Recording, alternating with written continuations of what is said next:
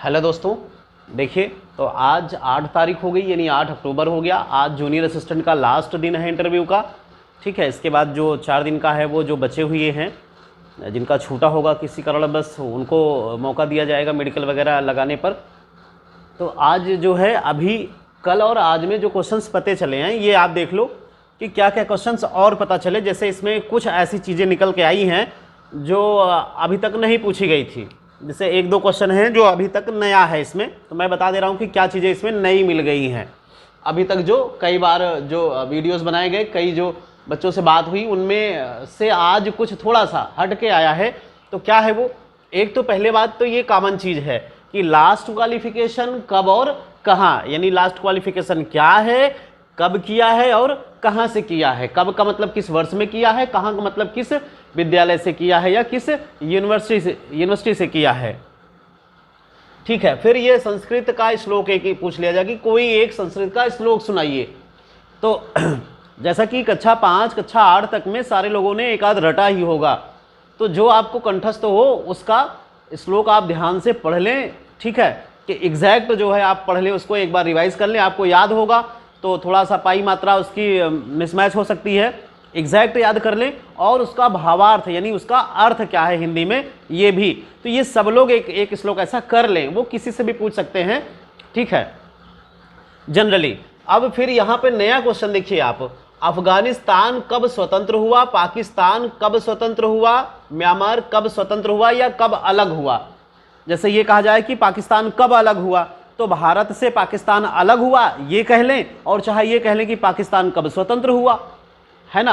पाकिस्तान वाले तो यही कहेंगे कि स्वतंत्र हुए हैं, हम ये कह सकते हैं कि अलग हुआ है। तो दोनों क्वेश्चन के एक ही मतलब है, अब कहने का तरीका थोड़ा सा अलग है।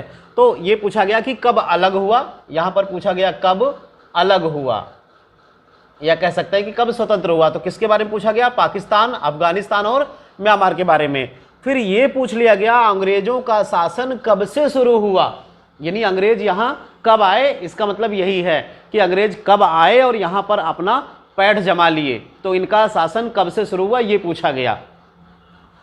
अब एक क्वेश्चन मैथ से मिल गया, इस तरह का क्वेश्चन ये पहली बार मिला है। मैथ वाला क्वेश्चन इस तरह का पहली बार मिला कि 2000 पर 2.5% डिस्काउंट दिया जाता है तो कितना डिस्काउंट मिलेगा।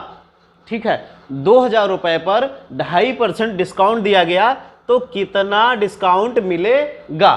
तो आपको केवल यहां पर दो चीजें, जैसे किसी से वो डिस्काउंट पूछ लिए, किसी से डिस्काउंट पूछ लिए तो वो ये पूछ सकते हैं कितने की बिकेगी, वो ये पूछ सकते हैं कि कितने की आपको मिलेगी।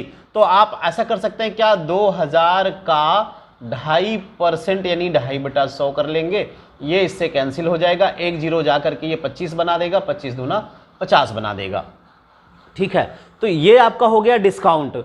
अब ये डिस्काउंट हो गया तो आपको देना कितना पड़ेगा, 1950। तो ये दोनों चीजें पूछी जा सकती है, किसी से ये पूछ लिया गया तो आगे किसी उसी पैनल में अगर किसी का पड़ता है तो आगे भी ये चीजें आप याद रखें कि इनसे पूछी जा सकती हैं।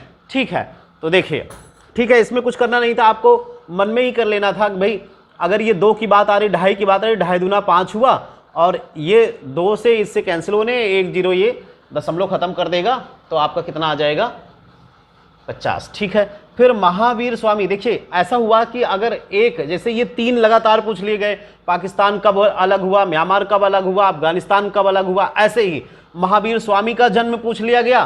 फिर पूछ लिया गया महावीर स्वामी के ज्ञान को क्या कहते हैं, महात्मा बुद्ध के ज्ञान को क्या कहते हैं। जहां से जुड़ते हैं वो 2-3 क्वेश्चन पूछ ही लेते हैं भाई, जिस टॉपिक से जुड़ गए उससे 2-3 लगे हुए क्वेश्चन पूछ लेते हैं। इसलिए मैं बार बार कहता हूं कि अगर एक क्वेश्चन आपको मिले तो उसके आसपास के क्वेश्चन, उससे संबंधित क्वेश्चन आप पढ़ लीजिए, नोट्स बना लीजिए, क्योंकि अगर एक क्वेश्चन की शुरुआत हुई तो उससे संबंधित क्वेश्चन आपसे पूछे जा सकते हैं।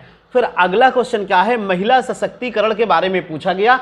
जैसे बेटी बचाओ बेटी पढ़ाओ योजना चल रही है, ठीक है, या और भी कई योजनाएं चल रही हैं, तो महिला सशक्तिकरण के बारे में तो आपको इसी योजनाओं के तहत लेकर के ही बताना है। ऐसे आप क्या बताएंगे, तो योजनाएं बताएंगे तो लगेगा कहाँ, महिला सशक्तिकरण के बारे में सरकार की ये योजनाएं चल रही हैं और ये उस पर काम हो रहा है।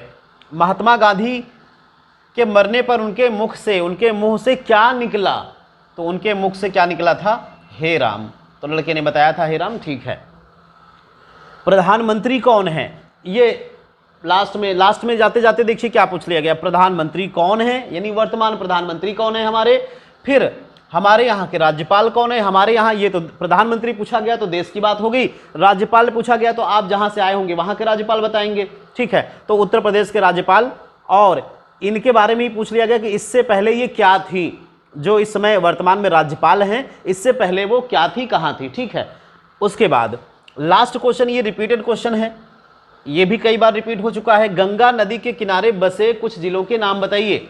ये कई बार हो चुका है, मैंने आपको वीडियो भी दे दी है, उस पर जाकर के चैनल पे आप देख सकते हैं, अभी 4-5 दिन पहले का वीडियो पड़ा है, ठीक है, यूपी से संबंधित, उसमें नदियों के बारे में सारा कुछ लिखा हुआ है।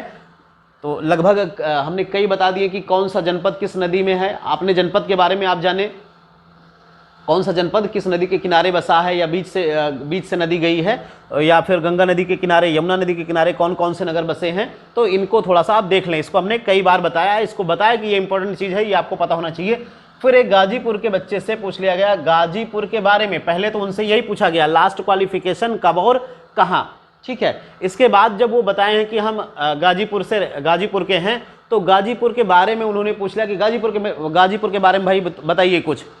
तो फिर आप जो गाजीपुर में है, यानी आपके जनपद में जो कुछ है उसकी एक लिस्ट बना लीजिए, आप सीरियल वाइज लिख लीजिए कि शुरुआत कहाँ से करना है। जो बड़े लेवल पे फेमस है उसको पहले बताना है, जो छोटे लेवल पे फेमस है उसको नीचे बताना है। यानी शुरुआत में आप बड़े लेवल, जो इंडिया लेवल या विश्व लेवल पे फेमस है, उन पॉइंट को बताएंगे, फिर आ जाएंगे यूपी लेवल पर या फिर जनपद लेवल पर, या आपके लोकल में जो फेमस है और चर्चित हैं तो उन चीज़ों को बता देंगे।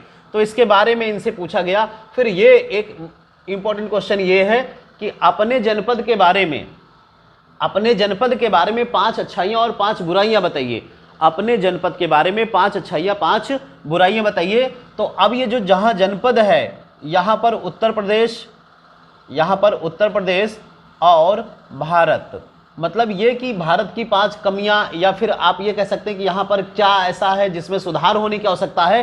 तो ये सारे क्वेश्चन जनपद को लेकर के, उत्तर प्रदेश को लेकर के, भारत को लेकर के तीनों पॉइंट से पूछे जा सकते हैं। तो आप इन तीनों पे भी अपने अपने जनपद से 2-2, 3-3, 5-5 तो नहीं, कम से कम 2-2, 3-3 तो कम से कम मिनिमम 3 आपको कर ही लेना है कि क्या आपके यहाँ अच्छाइयाँ हैं, यानी जिस चीज़ में आपका जनपद अव्वल हो, आगे हो, वो अच्छाइयों में आ जाएगा, और जिन चीज़ों में कमज़ोर हो, ठीक है, आप देख लेना कि भाई साक्षरता में कमजोरी हो सकती है। अगर आपके यहाँ की साक्षरता दर डाउन है काफ़ी, जो यूपी की ओवरऑल है उससे अगर कम है तो आप कह सकते हैं कि डाउन है। अगर यूपी की ओवरऑल जनसंख्या से आगे है, ठीक है, यूपी की जो 11 की जनसंख्या थी 2011 की 67.7, अगर इससे आपकी कम है तो आप कह सकते हैं कि आपके जनपद की जो साक्षरता दर है वो कम है। एक तरह से यहाँ पर शिक्षा का भी कुछ अभाव है, लोग इतने जागरूक नहीं हैं, ठीक है। ये सारी चीज़ें आप पढ़ लेंगे।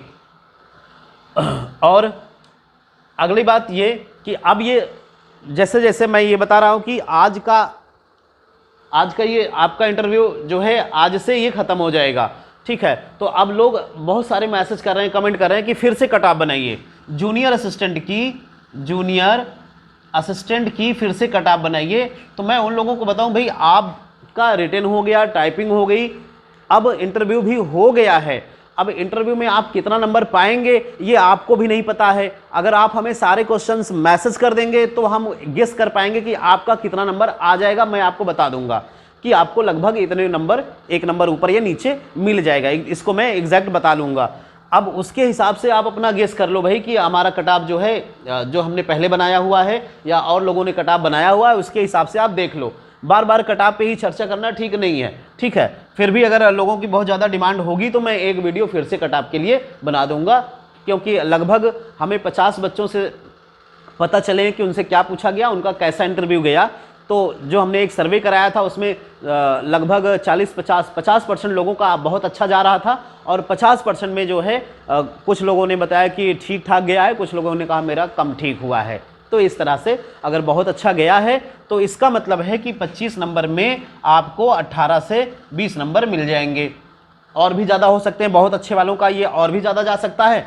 एवरेज वालों का जो है, जो कह रहे हैं कि मेरा ठीक ठाक हुआ है, उनका 15 से 17 नंबर या 18 नंबर तक उनको मिल जाएगा। जो कह रहे हैं मेरा ठीक नहीं हुआ है, उनका नंबर हो सकता है 12, 13, 14, जैसा होगा परफॉर्मेंस इस पे निर्भर करेगा। तो ऐसा नहीं आप 10 नंबर तो 10-12 नंबर तो आपको मिलने ही हैं, आप गए हैं वहाँ पे तो आपने जो कुछ भी प्रेजेंट किया होगा, अपना नाम बताया होगा, रहने वाले कहाँ के हैं, शिक्षा बताया होगा, इतने से ही आपको 10-12 नंबर वहाँ पे आपके बताने के तरीके पे मिल जाएगा। बाकी जो और क्वेश्चन बता रहे हैं कि मीडियम में हुआ है उनको 15 से 18 की रेंज में रख लिया जाएगा, जो अच्छे हैं 18 से ऊपर भी ये 22-22 तक जा सकते हैं। ठीक है, इतना, बाकी फिर जो है बाद में बात होती रहेगी, जैसा होगा